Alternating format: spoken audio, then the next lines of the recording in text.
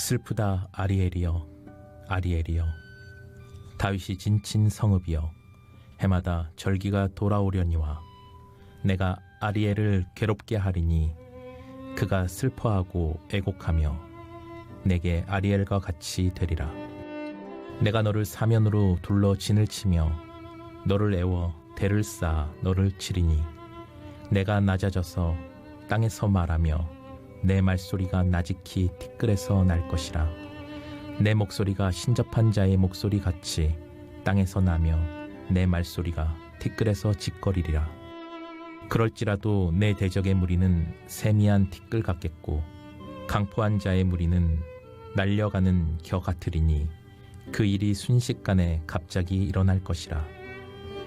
만군의 여호와께서 우레와 지진과 큰 소리와 회오리 바람과 폭풍과 맹렬한 불꽃으로 그들을 징벌하실 것인즉 아리엘을 치는 열방의 무리 곧 아리엘과 그 요새를 쳐서 그를 곤고하게 하는 모든 자는 꿈같이 밤의 환상같이 되리니 줄인 자가 꿈에 먹었을지라도 깨면 그 속은 여전히 비고 목마른 자가 꿈에 마셨을지라도 깨면 곤비하며 그 속에 갈증이 있는 것 같이 시온산을 치는 열방의 무리가 그와 같으리라.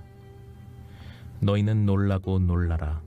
너희는 맹인이 되고 맹인이 되라. 그들의 취함이 포도주로 말미암음이 아니며 그들의 비틀거림이 독주로 말미암음이 아니니라. 대저 여호와께서 깊이 잠들게 하는 영을 너희에게 부어주사 너희의 눈을 감기셨으니 그가 선지자들과 너희의 지도자인 선견자들을 덮으셨음이라. 그러므로 모든 계시가 너희에게는 봉안책의 말처럼 되었으니 그것을 글 아는 자에게 주며 이르기를 그대에게 청하노니 이를 읽으라 하면 그가 대답하기를 그것이 봉해졌으니 나는 못 읽겠노라 할 것이요. 또 그 책을 글 모르는 자에게 주며 이르기를 그대에게 청하노니 이를 읽으라 하면 그가 대답하기를 나는 글을 모른다 할 것이니라. 주께서 이르시되 이 백성이 입으로는 나를 가까이하며 입술로는 나를 공경하나 그들의 마음은 내게서 멀리 떠났나니 그들이 나를 경외함은 사람의 계명으로 가르침을 받았을 뿐이라.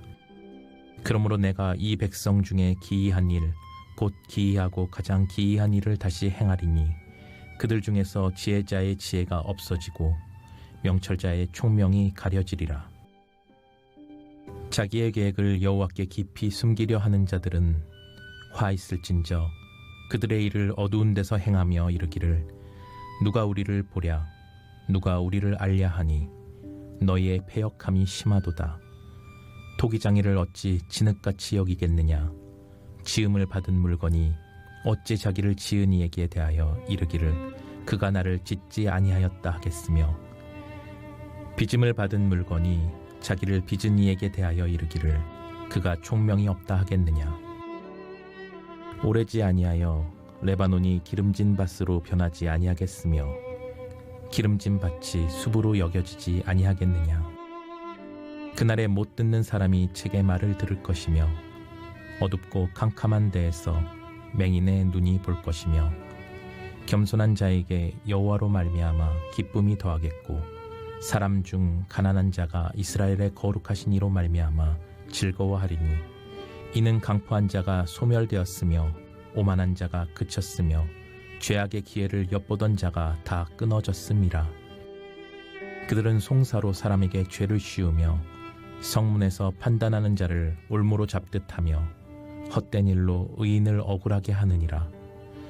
그러므로 아브라함을 구속하신 여호와께서 야곱 족속에 대하여 이같이 말씀하시되 야곱이 이제는 부끄러워하지 아니하겠고 그의 얼굴이 이제는 창백해지지 아니할 것이며 그의 자손은 내 손이 그 가운데서 행한 것을 볼 때에 내 이름을 거룩하다 하며 야곱의 거룩한 일을 거룩하다 하며 이스라엘의 하나님을 경외할 것이며 마음이 혼미하던 자들도 총명하게 되며 원망하던 자들도 교훈을 받으리라 하셨느니라.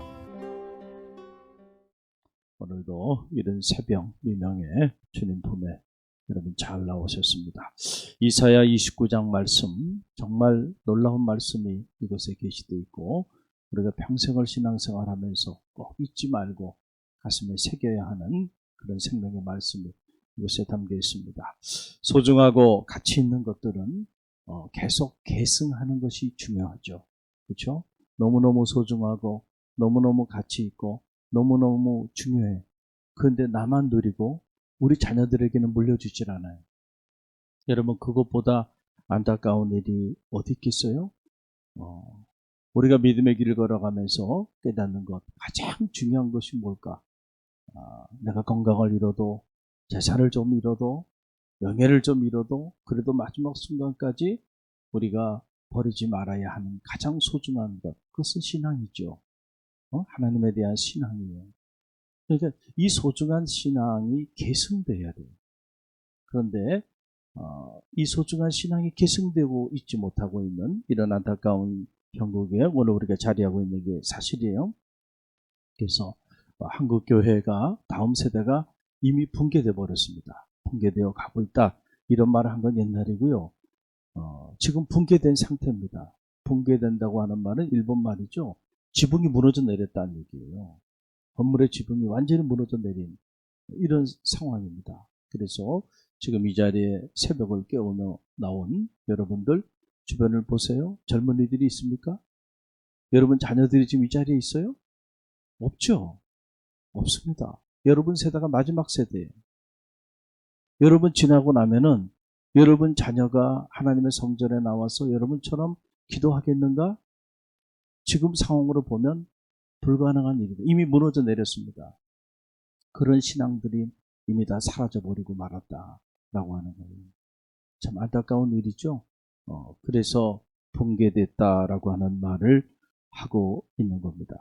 부모 세대의 신앙이 자녀 세대에 전수되어야 할 텐데 그런데 이 소중한 것을 전수시켜 주지 못하고 있다. 그래서 부모는 신앙생활을 잘해왔어요. 그래서 부모가 신앙생활 잘해온 그것 때문에 자녀들이 지금까지 축복을 받았던 겁니다. 그런데 안타깝게도 그 자녀들은 부모의 이 신앙을 무가치하게 여기거나 부모의 이 신앙을 경홀히 여겨요. 그래서 부모가 하나님의 성전을 섬기는 모습, 주의 종을 섬기는 모습, 하나님의 말씀을 섬기고 그리고 하나님의 계명을 따라 살고자 몸부림쳤던 그 아름다운 헌신들을 그들이 더 이상 본받고자 하진 않습니다. 왜냐하면 마음속에 이미 가치가 전도돼 버렸어요. 그런 것들은 우리 부모 세대는 하는 일들이지. 우리 세대는 그런 일들을 하는 세대가 아니라고 생각을 하는 거예요. 그래서 헌신도 하지 않고 그리고 하나님 앞에 예배하는 모습 그리고 하나님을 섬기는 모습들 하나부터 열까지 지금 부모 세대의 모습을 보기가 어려운 때 오늘 우리가 자리하고 있다. 어떤 경우에 보면 이 사람들이 신앙인인가 이런 생각을 갖게 돼요. 거의 무신론자와 같은 아니 무신론자라고 한다면 차라리 사회적인 매너나 그리고 사람과 사람 사이에 기본적인 예의는 지킬 줄 아는 거. 그런 예의도 없어요. 그런 사람과 사람 사이에 기본적인 매너조차도 없는 받으려고만 하지 나누고자 하거나 섬김을 받으고자 하지 섬기고자 하는 모습들을 보기가 어려워요. 앞으로 이 사람들이 교회 주역이 된다고 한다면 교회가 어떻게 될까 이런 생각이 들어요. 저기 충청도에서 목회하고 있는 우리 친구가 전화가 왔어요. 그 충청도에서 가장 큰 교회입니다. 그 교회가. 저한테 그러더라고요. 이 친구지나 친한 친구인데 열심히 목회하고 있고 영향력 있는 목회를 하고 있는 그런 친구예요. 솔직한 심정이야. 그러면서 하는 얘기. 은퇴할 때까지 교회가 남아있을지 모르겠어. 그 얘기를 하는 거예요. 똑같은 얘기를 하는 거예요. 요즘 젊은 사람들을 보니까 과연 교회가 남아있을 수 있겠어? 네. 다음 세대가 이렇게 급격하게 붕괴되고 부모는 열심히 그래도 신앙생활 했어요, 평생에. 그 신앙생활을 통해서 어려운 위기도 극복해왔고, 그리고 자녀들이 힘들고 어려울 때마다 눈물로 새벽을 깨우며 기도하고 밤늦게 부르짖으며 기도하면서 그렇게 신앙생활을 해온 그 결과로 자녀들이 어려운 가운데서도 축복을 다 받았어요. 그런데 그런 부모의 신앙을 무가치하게 여겨요. 그런 부모의 삶을 하찮게 여겨요. 그래서 부모가 평생을 목숨을 걸고 지켜온 교회, 그리고 평생을 하나님 앞에 신앙의 지조를 지키며 믿음의 길을 걸어왔던 삶을 계승하고자 하지 않는다. 안타까운 일이죠. 그러면 그 자녀 세대는 어떻게 될까? 본인은 그 열매를 따먹었지만은, 그러나 그런 부모를 둔 그 자녀들은 어떻게 될까? 그건 뭐 보지 않아도 뻔해요. 오늘 이사야 29장은 그 사실을 우리에게 계시해 주는 거예요. 신앙이 계승되지 않았을 때 어떤 일이 일어나게 되는가 라고 하는 그 내용을 오늘 이사야 29장은 우리에게 정확히 얘기해 주고 있는 거예요. 계승되지 못한 신앙으로 인해서 주어진 심판의 메시지, 이게 바로 이사야 29장 말씀이에요. 여러분, 이 말씀이 단지 이스라엘 역사, 이스라엘 공동체, 이스라엘 사람들에게만 해당된 그런 메시지가 아니고요, 오늘을 사는 우리를 향한 하나님의 생명의 메시지인 줄 꼭 기억하시기를 간절히 바랍니다. 여러분, 오늘 먼저 1절 말씀 보세요. 함께 읽어봅니다. 오늘 1절의 말씀인데요, 다시 한번 읽습니다. 슬프다 아리엘이요 아리엘이요, 다윗이 진친 성읍이요, 해마다 절기가 돌아오려니와. 그랬어요. 오늘 이사야 29장은 슬픔의 노래로 시작하죠. 슬프다 아리엘이요 아리엘이요, 다윗이 진친 성읍이요. 다윗이 진친 성읍, 어디를 가리키는가? 다윗이 믿음 안에서 세운 성읍, 바로 예루살렘을 말하는 거예요. 예루살렘은 단순한 도시가 아니에요. 예루살렘은 이스라엘 신앙의 상징성을 가지고 있는 거룩한 장소죠. 공간에도 공간의 영성이 있듯이요, 이스라엘 백성들은 어디 있든지 간에 예루살렘 성을 향해서 날마다 하나님 앞에 기도하기를 멈추지 않았던 하나님의 선민들이었고, 다니엘이 그 대표적인 인물이잖아요. 그가 노예로 팔려갔다 할지라도 그 자리에서 사자굴 속에 던져지는 한이 있다 할지라도 하나님의 도성 예루살렘 성전을 향하여 하루에 3번씩 깨어 기도했던 인물 다니엘. 그만큼 예루살렘이라고 하는 이 도성이 갖는 영적인 의미가 있어요. 그런데 지금 이 예루살렘, 다윗이 장막을 친 성읍, 이 예루살렘, 다윗의 영적인 영향력이 살아있고 그 영적인 영향력을 가지고 세운 하나님의 도성, 이 예루살렘을 말하는데, 불행하게도 다윗 왕조의 그 신앙을 이 예루살렘 사람들이 계승하지 못했어요. 그래서 그렇게 영화로웠던 그 거룩한 도성, 그 거룩한 성전 예루살렘. 예수님 당시에 이 예루살렘 성전을 회파하시잖아요. 가슴 아파하시면서 내가 다 헐어버리리라, 그리고 다시 짓겠다.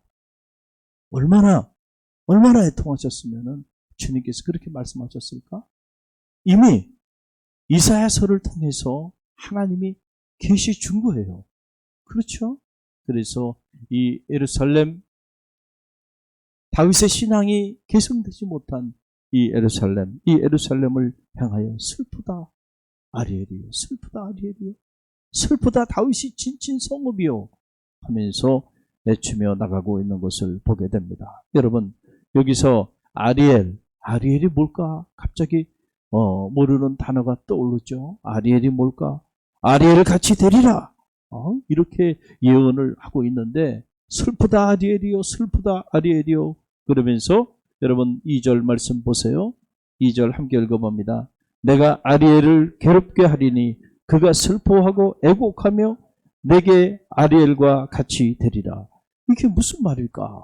라고 하는 얘기인데, 이 아리엘이라고 하는 말은 이스라엘 성전, 그 성전에 가면은 번제를 드려요. 번제는 burning offering이라는 거예요. 불을 태워서 드리는 제사인데, 불을 태워서 드리는 그 번제단, 이스라엘의 예루살렘의 번제단 그 밑 불이 활활 타오르는 그 밑이 바로 아리엘이에요.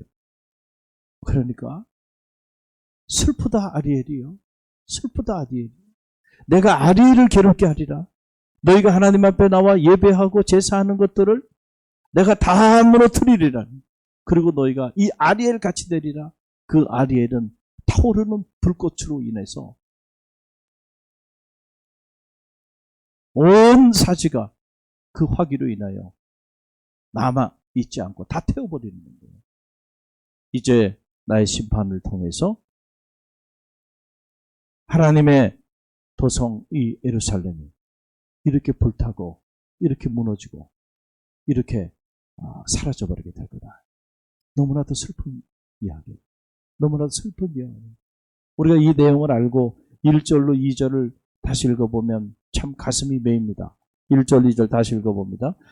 슬프다 아리엘이요 아리엘이요 다윗이 진친 성읍이요 해마다 절기가 돌아오려니와 내가 아리엘을 괴롭게 하리니 그가 슬퍼하고 애곡하며 내게 아리엘 같이 되리라. 여러분 참 눈물을 흘리지 않고는 읽을 수 없는 대목이고요. 가슴을 치지 않고서는 도저히 그냥 묵상하고 넘어갈 수 없는 말씀이 바로 이사야 29장이에요. 왜 이런 슬픈, 이런 안타까운, 이런 심판의 예언의 메시지를 선포하셨을까? 말씀드렸던 것처럼 신앙이 계승되지 않았을 때 다윗 왕조의 하나님 마음에 합한 자로 다윗이 그렇게 진친 그 거룩한 도성, 그 거룩한 성읍의 신앙이 그 자손들의 세대에 있어서 남유다 백성들에게 그 신앙이 계승되지 않았어요.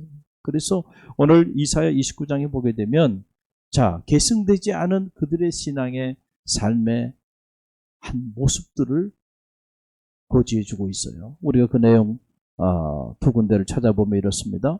13절로 14절 말씀 보세요. 13절로 14절 함께 읽어봅니다. 주께서 이르시되 이 백성이 입으로는 나를 가까이하며 입술로는 나를 공경하나 그들의 마음은 내게서 멀리 떠났나니 그들이 나를 경외하면 사람의 계명으로 가르침을 받았을 뿐이라. 그러므로 내가 이 백성 중에 기이한 일 곧 기이하고 가장 기이한 일을 다시 행하리니 그들 중에서 지혜자의 지혜가 없어지고 명철자의 총명이 가려지리라. 아멘. 자 보세요. 주께서 이르시되 이 백성이 입술로는 나를 가까이 한다는 거예요. 입술로는, 말로는 하나님을 경외하는 것 같아요. 말로는 하나님을 잘 섬기는 것 같아요. 그러나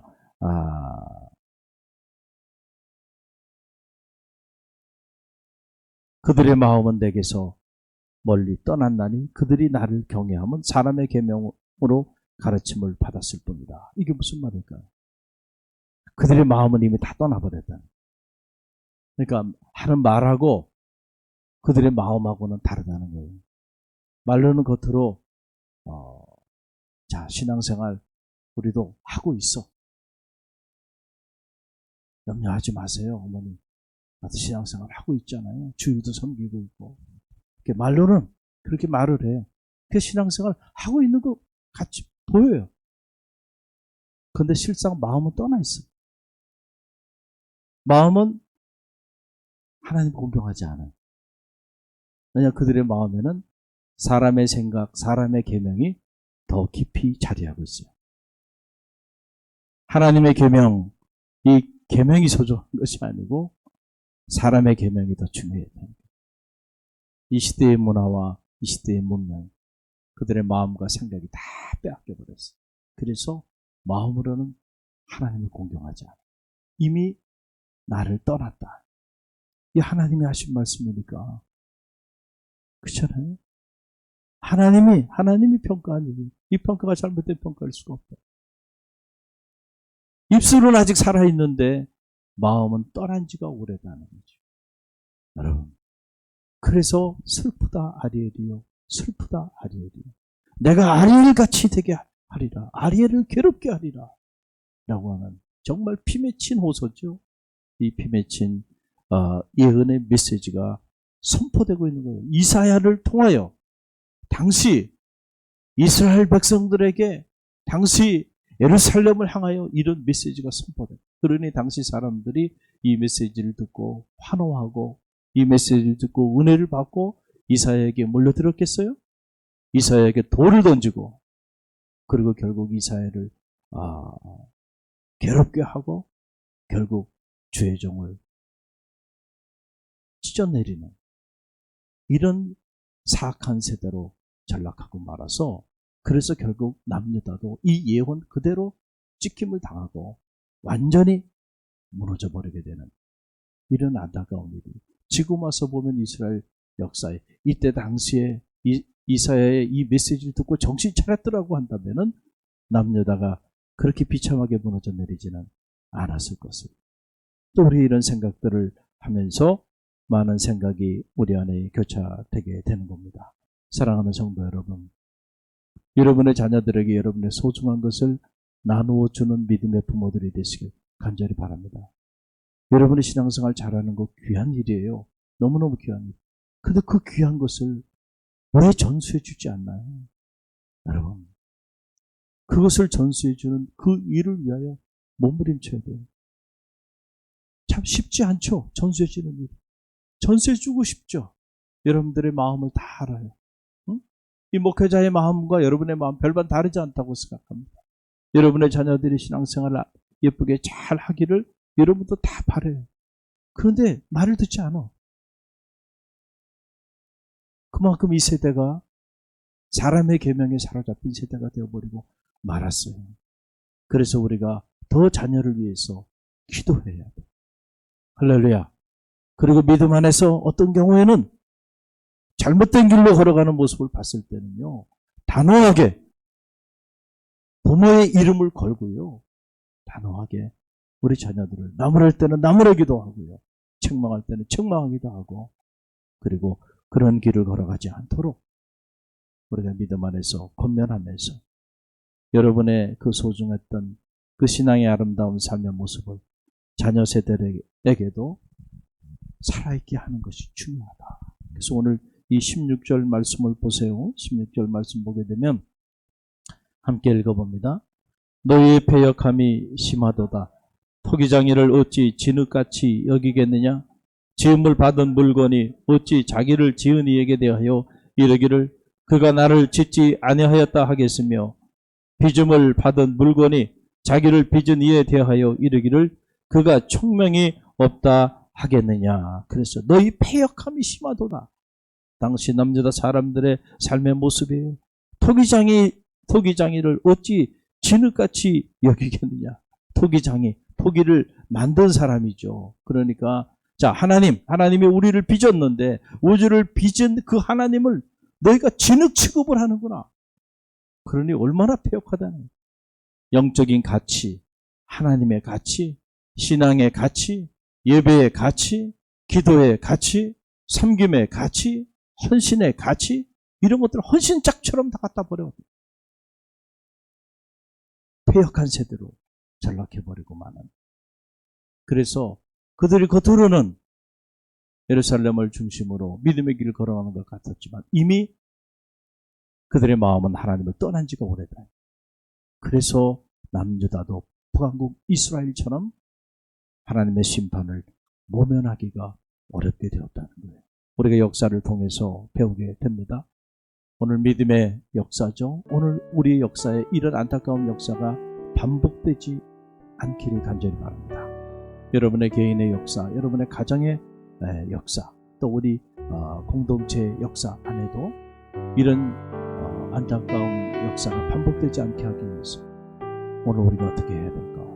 이런 예언의 메시지를 들을 때 우리가 통회하며 자복하면서 우리 각자를 돌아보고 가정을 돌아보고 자녀들의 삶을 돌아보고 교회를 돌아보고 우리가 어떻게 하나님 앞에 나아가고 있는지 우리 모습을 점검하는 그런 시간이 되기를 주님의 이름으로 간절히 축원드립니다. 그럴 때 살 길이 열리니까 오늘 주신 말씀 붙잡고 우리가 기도하며 나가는